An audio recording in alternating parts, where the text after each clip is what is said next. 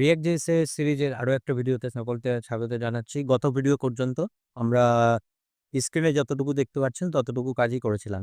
মানে আমরা একটা রিটার্ন করেছিলাম এখান থেকে একটা div। div এর মধ্যে h1 প্যারাগ্রাফ অ্যাঙ্কার ব্যাস এতটুকুই ছিল। আর আমি গত ভিডিওতে সমস্ত কিছু ডিসকাস করেছি। আমি এই ট্যাগটা এখানে কিভাবে লিখতে পারছি, আ এখানে এই ব্র্যাকেটের মানে কি? এটা গ্রুপিং করা হচ্ছে। তো কেন এটা করতে হয়? তো গত ভিডিওটা যেটা আছে সেটা যদি না দেখে থাকেন, আগে বলব যে সেই ভিডিওগুলো দেখে আসুন, তারপরে এই ভিডিওটা আসুন। আ এখন আমি যে প্রজেক্টটা এখানে কাজ করছি, আমরা সবেমাত্র শেখা শুরু করেছি। তো সেইজন্য আমি CDN ইউজ করছি। তো CDN কিভাবে কাজ করছে? CDN ইউজ করে কিভাবে আপনিও কাজ করতে পারেন। আমরা কি CDN দিয়েই কাজ করে যাবো কন্টিনিউয়াসলি? একদমই না। ভবিষ্যতে প্রপার সেটআপ করে প্রোডাকশন এ কাজ করব। কেন আমরা CDN ইউজ করছি সেগুলোও আমি কিন্তু গত ভিডিওতে আলোচনা করেছি। তো এই ভিডিওটায় যদি আপনি আমাদের চ্যানেলে ১ম বার এসে থাকেন, তো আমি বলব যে এটা যেহেতু একটা সিরিজ, তো পরপর স্টেপ বাই স্টেপ 1, 2, 3 যেভাবে সাজানো আছে আমাদের সিরিজটা সেইভাবেই ফলো করুন। তাহলে আপনি ক্লিয়ার কনসেপ্টটা বুঝতে পারবেন। আর randomly যদি এই ভিডিওতে এসে করেন, তো সেক্ষেত্রে আপনার ক্ষেত্রে একটু বোঝাটা মুশকিল হবে। তো সেজন্য আগে আমি ইনফরমেশনটা দিয়ে রাখলাম। তো কাইন্ডলি আমাদের প্লেলিস্টটা ফলো করুন। ওকে। এবার আমরা আজকে ভিডিও শুরু করছি। তো আপনারা যারা ছিলেন পরপর ৩ টে ভিডিও দেখেছেন, তো তাদের জন্য এটা বোঝা খুব একটা বেশি কঠিন হবে না। খুব সহজ সরলভাবে বুঝতে পারবেন। আ যেহেতু আপনারা ফলো করেছেন আমাদের ৩ টে ভিডিও। তো আজকে আমরা এগিয়ে চলছি। গত ভিডিও পর্যন্ত আমরা জাস্ট এই ৩ টে ডিপকে ফেরত এনেছিলাম। একটা ডিপ তার মধ্যে ৩ টে এলিমেন্ট ছিল। তো সেটাকে আমরা ফেরত নিয়েছিলাম। আর আরেকটা জিনিস আমরা দেখতে, দেখতে আ শেষ পর্যন্ত আমাদের দেখা হয়নি।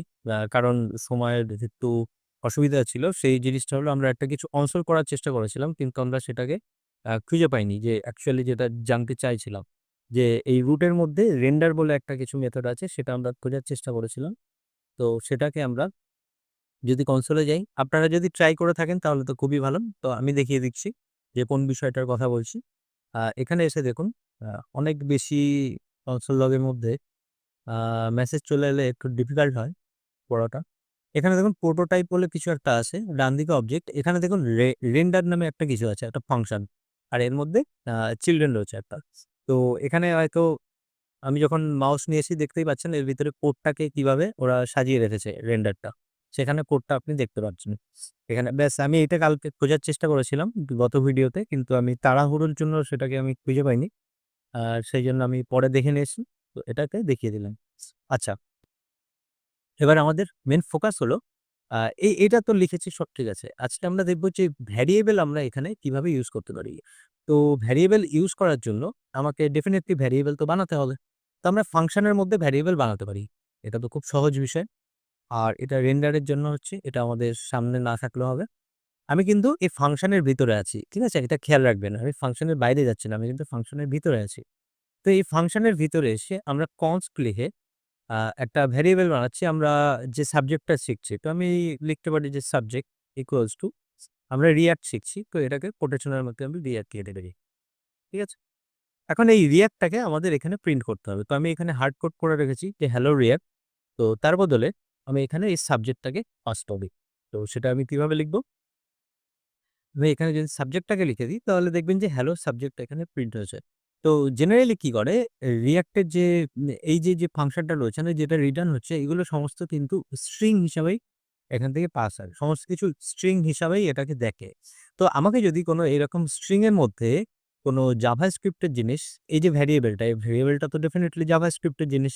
তো আমাকে যদি কোনো জাভাস্ক্রিপ্ট এর ভ্যারিয়েবল এখানে পাস করতে হয়, তাহলে আমাকে এখানে আ এরকম সেকেন্ড ব্র্যাকেটের মধ্যে এটাকে লিখতে হবে।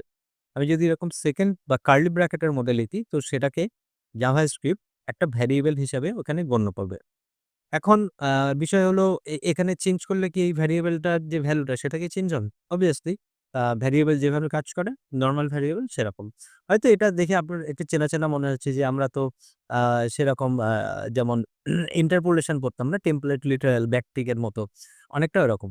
এখানে কোন জিনিসটা মিসিং? এখানে ডলার সিম্বলটা দিতাম। মনে আছে? টেমপ্লেট লিটারাল নিশ্চয়ই আপনারা জানেন। তো সেই ডলার সিম্বলটা মিসিং আছে আর ব্যাকটিক যেটা দিতাম সেটা। তো এখানে কি সেই জিনিসগুলো ইউজ হবে না? একদমই কি ইউজ করব না? ব্যাকটিক ডলার সিম্বল, ইন্টারপোলেশন এই সমস্ত ডেফিনিটলি আমরা এখানে ইউজ করতে পারবো। কারণ ওটা জাভাস্ক্রিপ্টেরই জিনিস। তো এখন আমরা React এর মাধ্যমে এই যে কনসেপ্টটা এটা যেটা ইউজ করছি, সেটা কিন্তু React এর সিনট্যাক্স বলতে পারে। যে আমরা একটা ভ্যারিয়েবলকে এইভাবে পাস করতে পারি।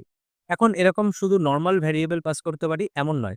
আমরা কিন্তু এরকম যদি এই সেকেন্ড ব্র্যাকেটের মধ্যে আরো যদি কিছু লিখতে চাই, তো সেটাও আমরা এখানে লিখতে পারি। যেমন আমাকে যদি বলা হয় যে এখানে যোগ-বিয়োগ করে দেখাতে, তাহলে কিন্তু আমরা এটা খুব সহজেই দেখুন কত ইজি, যে আমি এখানে যদি সেকেন্ড ব্র্যাকেটের মধ্যে এটা লিখে দিই, তাহলে এখানে দেখেন 2 + 2 এরকম লিখলাম। তারপরে ইকুয়ালস টু 4, দেখছেন কত ইজিলি আমরা কিন্তু এখানে ক্যালকুলেশন করতে পারছি। তো আমরা যখনই কোনো জাভাস্ক্রিপ্ট রিলেটেড বা ক্যালকুলেশন রিলেটেড কাজ করব, জাভাস্ক্রিপ্টের ভ্যারিয়েবল কোনো কিছু লিখতে চাইবো, আমরা সিম্পল ভ্যারিয়েবলটাকে বানাবো। ভ্যারিয়েবলটা বানিয়ে এরকম সেকেন্ড ব্র্যাকেটের মধ্যে পাস করে দেবো, তো সেটা ক্যালকুলেশন হয়ে যাবে। তো আমরা দেখে নিলাম যে নাম্বার, নাম্বার দিয়ে যোগ বিয়োগ করাও শিখলাম। এখন ডেফিনিটলি আমি যদি এখানে কনস্ট লিখে কোনো একটা লিখি, সাপোজ num1 ইকুয়ালস টু 100, তো সেটাকে যদি আমি এখানে আ আ প্রিন্ট করাতে চাই, তাহলে আমাকে সিম্পল এখানে লিখতে হবে যে num1, num1 ব্যাস। তাহলে আমার কিন্তু সেটা প্রিন্ট হয়ে যাবে। ঠিক আছে? আর প্রিন্ট আমরা স্ট্রিং যেমন প্রিন্ট করতে পারলাম, নাম্বারও তেমন প্রিন্ট করতে পারবো। তাহলে এখন মনে হতে পারে যে স্ট্রিং নাম্বার সবকিছুই তো হলো। তাহলে নিশ্চয়ই বুলিয়ানও প্রিন্ট করতে পারবো। তো আমি যদি এখানে লিখে দিই যে কনস্ট, এখানে লিখলাম যে suppose status equals to true, এরকম স্ট্যাটাস ইকুয়ালস টু ট্রু লিখলাম। এখন এই স্ট্যাটাসটা যেটা আমি কি এটা এখানে লিখতে পারি? এরকম স্ট্যাটাস, উম এটা আমি কি লিখতে পারি? তো আমি স্ট্যাটাস লিখেছি ঠিকই, কিন্তু এখানে প্রিন্ট হয়নি, আবার কোনো এররও আসেনি। তো আমাদের খেয়াল রাখতে হবে যে আমরা যখন স্ট্যাটাস যখন কোনো কিছু লিখছি, মানে যেখানে ট্রু ফলস এর কনসেপ্ট আসছে, স্ট্যাটাস নয়, মানে ট্রু ফলস এর যখন হিসাব-নিকাশ চলছে, তো সেক্ষেত্রে মনে রাখতে হবে যে ট্রু ফলস কিন্তু প্রিন্ট হয় না। কারণ ট্রু ফলস জেনারেলি 1 আর 0 হিসাবে আ এখানে গণ্য হয়। তো সেজন্য এটা কিন্তু প্রিন্ট হয় না। আমরা এই ট্রু ফলস এর মাধ্যমে আমরা কিন্তু কন্ডিশনালি কোনো কিছু প্রিন্ট করাতে পারি। তো এই যে কন্ডিশন যেটা, সেটা যেমন টার্নারি মেথড। টার্নারি মেথড কোনটা? যেমন if else এর অল্টারনেটিভ সিনট্যাক্স। এটা ডেফিনিটলি আপনাদের জানা আছে। তো আমরা এই যে সেকেন্ড ব্র্যাকেট যেটা আছে, এই সেকেন্ড ব্র্যাকেটের মধ্যে কিন্তু আমরা সেই টার্নারি মেথড ইউজ করতে পারি। তো সেটা কিভাবে? আমরা যদি এখানে একটা কোয়েশ্চেন মার্ক দিই, কোয়েশ্চেন মার্ক দেওয়া মানে হলো এই পোরশনটা যদি ট্রু হয়, তাহলে আমরা এখানে লিখতে পারি যে অ্যাক্টিভ। ঠিক আছে? আর আদারওয়াইজ কোলন দিয়ে আমরা লিখতে পারি ইনঅ্যাক্টিভ। এটা ওকে? তো এখন কি দেখাচ্ছে এখানে অ্যাক্টিভ। কারণ, কারণ স্ট্যাটাসটা হলো ট্রু আছে। আমি যদি এখন এটাকে ফলস করে দিই, তাহলে এটা আমার কিন্তু ইনঅ্যাক্টিভ হয়ে যাবে। দেখছেন কত সহজে আমরা এই কাজটা করে ফেলতে পারছি। আর এটা যদি আমাদের জাভাস্ক্রিপ্টে আ মানে ভ্যানিলা জাভাস্ক্রিপ্টের মাধ্যমে করতে হতো, তাহলে কিন্তু বেশ অনেকটাই লেখালেখি করতে হতো আমাদের। এখন এটা তো ঠিক আছে যে আর স্ট্রিং গেল, নাম্বার গেল, বুলিয়ানও হয়ে গেল। তাহলে অ্যারে, হ্যাঁ, আমরা অ্যারেটাকেই কিন্তু এভাবে প্রিন্ট করতে পারি। সাপোজ আমার কাছে কিছু ফেভারিট কালারস আছে, সেই কালারসটা আমার কাছে এরকম অ্যারে আছে। আমি লিখে দিলাম রেড, আ রেড, তারপরে হলো RGB, অ্যাকচুয়ালি আমি সেটাই লিখতে চাইছি। আর গ্রিন আর ব্লু। ঠিক আছে? এখন এটাকে আমি প্রিন্ট করতে চাইছি। তো এখানে এসে আরেকটা p ট্যাগ নিয়ে নিলাম। আর p ট্যাগ নেওয়ার পরে আমি এখানে এসে প্রিন্ট করতে চাইলাম যে সাপোজ এখানে আমি কালারস দিচ্ছি যে এ উম মাই ফেভারিট কালারস, এরকম কালারস প্রিন্ট করিয়ে দিলাম। ঠিক আছে? এই নাও। এবার হয়তো খেয়াল করে দেখছেন যে এই যে অ্যারে আমি যেটা বানিয়েছিলাম, সেই অ্যারেটা কিভাবে প্রিন্ট হয়েছে। রেড, গ্রিন, ব্লু পরপর। তো এটা কি হয়? যখন আমরা কোনো অ্যারে লিখি, সো সে অ্যারেটাকে স্ট্রিং এ কনভার্ট করে ফেলে। স্ট্রিং এ কনভার্ট করে তারপর সেটা কিন্তু প্রিন্ট হয়ে যায়। এখন ডেফিনিটলি আমরা এটা হয়তো স্ট্রিং এর মতো প্রিন্ট করব না। আমরা সেটা লিস্ট আকারে হয়তো দেখাবো বা অন্য কোনোভাবে আমরা UI তে সাজাবো। তো সেটা করার জন্য কিন্তু আমাদের লুপের প্রয়োজন হবে। তো আজকে আমরা কোনো অ্যারের উপরে লুপ চালাচ্ছি না। আজকে আমরা দেখছি যে সিম্পল কিভাবে ভ্যারিয়েবল নিয়ে আমরা খেলতে পারি। ঠিক আছে? ভ্যারিয়েবল আমরা কিভাবে প্রিন্ট করাতে পারি সেটা। তো আরেকটা জিনিস আমরা তাহলে শিখে গেলাম যে কিভাবে অ্যারে প্রিন্ট করতে হয়। ওকে? আচ্ছা, এই অ্যারেটা কিসে কনভার্ট হয়েছে? এটা কিন্তু সিম্পল একটা স্ট্রিং এ কনভার্ট হয়ে গেছে। যতগুলো এলিমেন্ট আছে সব স্ট্রিং এ কনভার্ট হয়েছে। তাহলে আরেকটা জিনিস পড়ে থাকলো, সেটা হলো আমাদের অবজেক্ট। তো অবজেক্টটা বানানোর আগে আমি আরেকটা জিনিস দেখাতে চাইছি যে, আমরা যদি এখানে কোনো আ এই যে বাটনটা বানিয়েছি, এই বাটনটাকে আমরা যদি আ একটু সুন্দর দেখতে বানাতে চাই, তাহলে ডেফিনিটলি আমাদের এখানে কিন্তু সিএসএস লিখতে হবে। তো সেক্ষেত্রে আমরা কিন্তু এখানে স্টাইল লিখতে পারি। স্টাইল, ওকে? তো যখন আমি এখানে স্টাইল লিখছি, তো সেক্ষেত্রে আমাকে কিন্তু আ এরকম কার্লি যে ব্রেসেস আছে, সেই কার্লি ব্রেসেস দিয়ে আমি এখানে ভ্যারিয়েবল পাস করতে পারি বা আমি ডাইরেক্ট এখানে লিখতে পারি। তো আমি যদি ইনলাইনে স্টাইল করতে চাই, যেমন আমরা ১ম করতাম না HTML শেখার সময় ইনলাইনে স্টাইল করে দিতাম। তো সেক্ষেত্রে আমাকে কিন্তু এরকম একটা সিঙ্গেল কোটেশন দিলে হবে না। আমাকে দুটো এখানে কিন্তু আ সিঙ্গেল কোটেশন বললাম হয়তো, single bracket, single curly bracket বা সেকেন্ড ব্র্যাকেট দিলে হবে না সিঙ্গেল, আমাকে দিতে হবে ডবল। ওকে? আমাকে এরকম ডবল এরকম ব্র্যাকেট ইউজ করতে হবে। কোটেশন নয়, ব্র্যাকেট, ডবল ব্র্যাকেট ইউজ করতে হবে। তো কেন? কারণ এই যে ১ম যে ব্র্যাকেটটা আছে, মানে বাইরের যে পার্পল কালারের ব্র্যাকেটটা আছে, সেটার মানে হলো আমি কোনো জাভাস্ক্রিপ্ট এর কোনো ভ্যারিয়েবল কাইন্ড অফ কিছু আমি এখানে লিখতে চাইছি বা ভ্যালু লিখতে চাইছি এরকম। আর ভিতরেরটা যেটা, সেটা কিন্তু অবজেক্ট। তো হয়তো আপনারা ডেফিনিটলি দেখেছেন, আমরা যখন স্টাইলিং করতাম ভ্যানিলা জাভাস্ক্রিপ্টে, তখন কিন্তু সাপোজ আমরা যদি এরকম H1 এর কোনো স্টাইল করতে চাই বা প্যারাগ্রাফ বা অ্যাঙ্কারে যদি স্টাইল করতে চাই বা ডিভ এ স্টাইল করতে চাই, তাহলে সেক্ষেত্রে কি করতাম? ডিভ এর একটা নাম থাকতো, আমরা get element by ID something div ধরে নিতাম। তারপর লিখতাম যে ওই ভ্যারিয়েবলের উপরে dot style dot background colour. মনে পড়ছে? বা div dot style dot colour, div dot style font family. মনে পড়ছে? আমরা কিন্তু একটা অবজেক্ট, এই যে স্টাইল যেটা না, সেটা কিন্তু একটা অবজেক্ট। তো সেই অবজেক্টের মধ্যে আমরা প্রপার্টি সেট করতাম। তো সেইজন্যই আমার কিন্তু এখানে একটা এরকম কার্লি ব্রেসেস এর প্রয়োজন হচ্ছে, কারণ আমি এর ভিতরে অবজেক্ট লিখি। ওকে? এখন এই যে অবজেক্টটা যেটা আছে, সেই অবজেক্টটাকে আমরা যেখানেও বানাতে পারি, আবার বাইরেও বানিয়ে নিতে পারি। তো আমি যদি এখানে এসে লিখে দিই যে ব্যাকগ্রাউন্ড, GROUND, ব্যাকগ্রাউন্ড কালার, দেখুন আমাকে কিন্তু এখানে হিন্ট দিচ্ছে। তো যেহেতু এটা একটা প্রপার্টি, আ স্টাইলের একটা প্রপার্টি, আর ব্যাকগ্রাউন্ড কালার যেহেতু আমি এখানে জাভাস্ক্রিপ্ট লিখছি, সেক্ষেত্রে কিন্তু আমার এখানে হাইফেন চলে না। সেটা আমাদের অবশ্যই জানা আছে। এবার এখানে এসে আমি যেহেতু অবজেক্ট লিখছি, তো আমাকে এখানে কোটেশন এর মধ্যে এসে এখানে কিন্তু লিখতে হবে এরকমভাবে।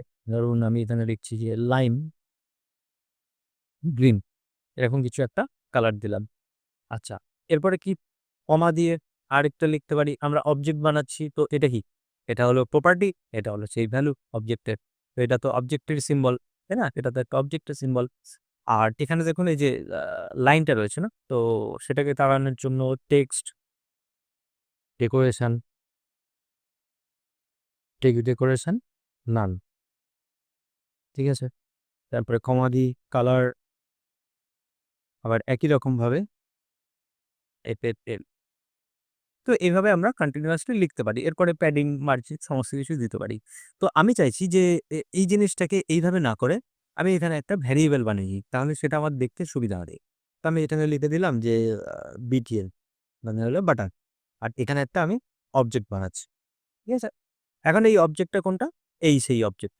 ঠিক আছে? এই অবজেক্টের এই সমস্ত প্রপার্টি গুলো আমি এখান থেকে কাট করে নিলাম। আর এখান থেকে এটাকে খালি করে দিলাম। খালি করে আমি এখানে এসে পেস্ট করে দিচ্ছি। তো এখানে এসে খেয়াল করে যে এই এটা আছে। তো এটা যেহেতু একটা ভেরিয়েবল, তো সেটাকে আমরা এখানে এসে পেস্ট করে দিচ্ছি বাটা। তো এবার দেখুন সেই স্টাইলটা কিন্তু পেয়ে গেছে। তো এখানে আমরা একটা অবজেক্ট বানিয়েছি। তো স্টাইলের ভিতরে ডেফিনিটলি কিন্তু আমাকে একটা অবজেক্ট পাস করতে হবে। না হলে কিন্তু আপনারা এরকম স্টাইলিং করতে পারবেন না। ওকে? তো এখন এই জিনিসটা একটু কনফিউশন হয়তো হচ্ছে যে এতক্ষণ সব ঠিকঠাক ছিল। এখানে আমি সাবজেক্ট, তারপরে স্ট্যাটাস এটাও বুঝে গেছি। ভ্যারিয়েবল, আ আমার এই ট্রু ফলস এর কনসেপ্ট, এগুলো সব আমি বুঝতে পেরেছি। কিন্তু যখনই এই বাটনটা তৈরি করার ক্ষেত্রে আমার অবজেক্ট তৈরি করতে হচ্ছে, তখন আমার কনফিউশন হচ্ছে। তো এটার কারণ হলো, আপনার কনফিউশনটা ঠিকই আছে, এটা হওয়ার কথা। এই ক্ষেত্রে আমাদের অবজেক্টের যে ক্লাসটা, সেই ক্লাসটা হয়তো আ আমাদের ক্লিয়ার না। ঠিক আছে? যারা আমরা বুঝতে পারছি না, আমি তাদের কথা বলছি। আমাদের যেহেতু অবজেক্টের কনসেপ্টটা ক্লিয়ার না, যে কি করে জাভাস্ক্রিপ্টের মাধ্যমে স্টাইলিং সেট করতে হয় কোনো এলিমেন্টের ওপরে, তো সেই কনসেপ্টটা ক্লিয়ার না। তো আমি বলব সেই কনসেপ্টটা যতক্ষণ আপনার ক্লিয়ার না হচ্ছে এই জিনিসটা আপনি বুঝতে পারবেন না। তো সবার ১ম এ শিখবেন যে জাভাস্ক্রিপ্টের মাধ্যমে কিছু এলিমেন্টের উপরে কিভাবে স্টাইল দিতে হয়। ওকে? সবার ১ম এ চেষ্টা করবেন ইন্ডিভিজুয়ালি একটা করে প্রপার্টি লিখে, তারপরে চেষ্টা করবেন একটা অবজেক্ট বানিয়ে, তারপরে সেই স্টাইলটা অ্যাসাইন করে দেওয়া। অবজেক্ট ডট অ্যাসাইন বলে একটা জিনিস আছে জাভাস্ক্রিপ্টে। তো সেটাকে ইউজ করে চেষ্টা করবেন। তাহলে এই কনসেপ্টটা ক্লিয়ার হবে। না হলে কিন্তু আপনার কাছে একটু ধোঁয়াশা থেকে যাবে। আর যারা বুঝে গেছেন তারা তো ঠিকই আছে। কোনো অসুবিধা নেই। তারপরে আমি এখানে লিখছি প্যাডিং। যেহেতু এটা একটা অবজেক্ট তো ডেফিনিটলি আমাদের কিন্তু রাইট সাইডে কোটেশন দিতেই হবে। তো আমি প্যাডিং দিলাম যে রাইট লেফটে 12 পিক্সেল আর টপে রকমের 24 পিক্সেল। এটা এখন মনে হতে পারে যে এখানে আমরা শুধু কেনই বা লিখছি? আমরা তো ডাইরেক্ট সিএসএস এ লিখতেই পারি। কারণ সিএসএস এ তো আমার এখানে ফাইল রয়েছে সিএসএস। হ্যাঁ, আমরা ডেফিনিটলি এখানে সিএসএস এ এসে যদি অ্যাঙ্কারকে টার্গেট করতাম তাহলে সেটাও করে ফেলতে পারতাম। সেক্ষেত্রে আমাদের কি করতে হতো? সেক্ষেত্রে এখানে একটা কোনো ক্লাস অ্যাসাইন করতে হতো। হ্যাঁ, সেটাও আমরা করতেই পারতাম। তাতে কোনো অসুবিধা ছিল না। আ তো আমরা দেখছি যে আমরা ভ্যারিয়েবল কি করে এখানে ইনসার্ট করতে পারি। তো সেই জিনিসটাই যেহেতু শিখছিলাম, তো সেজন্যই আমি এই জিনিসটা এখানেই আপনাদের কাছে মেনশন করে দিলাম। যে অবজেক্ট এখানে কিন্তু বানাতে হবে আপনাদের। অবজেক্ট বানিয়ে তারপরে কিন্তু বর্ডার এই আ স্টাইলটা করতে হবে। এখন এই যে অবজেক্টটা, এই অবজেক্টটা আপনি যদি মনে করেন যে নরমাল এরকম স্টাইল তো এখানে দিয়েছেন, এখানে স্টাইল অ্যাকসেপ্ট করে নিয়েছে এটা। কারণ স্টাইলকে এইভাবেই দিতে হতো। কিন্তু আপনি যদি নরমাল এই অবজেক্টটাকে প্রিন্ট করাতে চান না, আমি এখন এখানে যদি এখন প্রিন্ট করাই যে এরকম একটা কোটেশন দিয়ে যে বিটিএন তাহলে দেখবেন আমি এখানে নরমাল প্রিন্ট করাতেই পারব না। দেখেছেন? পুরো আমার পেজ বন্ধ হয়ে গেছে। আর আমি যদি কনসোলে আসি, কনসোলে এসে এখানে অনেক কিছু এরর চলে এসছে। তো এখানে একটা বলেছে যে আনকট এরর অবজেক্টস ভালো করে দেখবেন যে objects are not valid as React child. Okay? Found object with keys background colour, text decoration, colour padding ইত্যাদি। If you mean to render a collection of children use an array instead. তো এক্ষেত্রে আমাদের বলছে যে তুমি যেহেতু কোনো হয়তো চাইল্ড কে একটা প্রিন্ট করাতে চাইছো, তো সেই চিলড্রেন বা চাইল্ড প্রিন্ট করানো সম্ভব না। তুমি যেহেতু অবজেক্ট দিয়েছো। তুমি এখানে অ্যারে ইউজ করো। তুমি যেহেতু আ একাধিক জিনিস প্রিন্ট করাতে চাইছো, এটা পসিবল নয়। কিন্তু এখানে কি করে পসিবল হলো? আমি যদি নরমাল এখানে না প্রিন্ট করতে পারি, তাহলে এখানে কি করে পসিবল হচ্ছে? অ্যাকচুয়ালি আমরা কিন্তু এই যে অ্যাট্রিবিউট টা যেটা আছে, তো ভিজুয়ালি আমরা এটা দেখতে পাচ্ছি অ্যাট্রিবিউট এর মতোই কিন্তু এর অন্য একটা নাম আছে। তো এখন অ্যাট্রিবিউটই বুঝুন। এই অ্যাট্রিবিউট টা এখানে অবজেক্টকেই অ্যাকসেপ্ট করে। কেন অবজেক্ট অ্যাকসেপ্ট করে? কারণ আ আমরা ভ্যানিলা জাভাস্ক্রিপ্ট টা এতক্ষণ যেটা বলছিলাম যে ভ্যানিলা জাভাস্ক্রিপ্ট টা কিন্তু স্টাইলটা কিন্তু একটা অবজেক্ট। স্টাইল কিন্তু ডাইরেক্ট দেওয়া যায় না। স্টাইলের পরে ডট লাগিয়ে সামথিং লিখতে হয়। যে diff dot style dot colour, diff dot style dot background colour equals to red এরকম কিছু লিখতে হয়। তো স্টাইলটা কিন্তু একটা অবজেক্ট। তো সেইজন্য এখানে আমাদের অবজেক্ট পাস করতে হচ্ছে যেহেতু আমি একাধিক এখানে প্রপার্টি সেন্ড করছি।